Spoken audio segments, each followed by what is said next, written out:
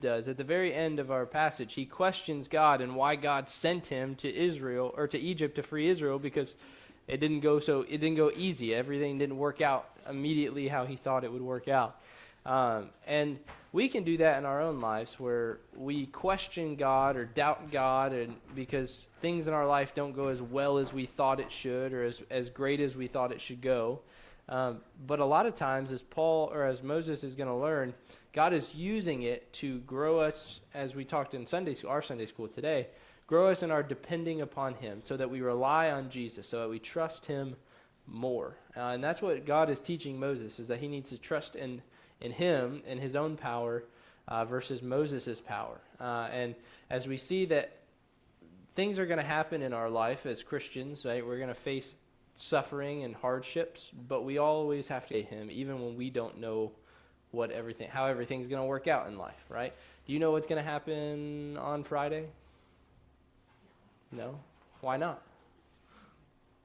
I don't know what's going to happen either on Friday, right?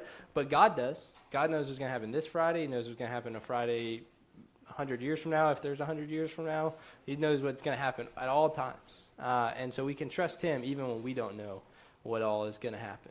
All right? So you guys can go sit back down.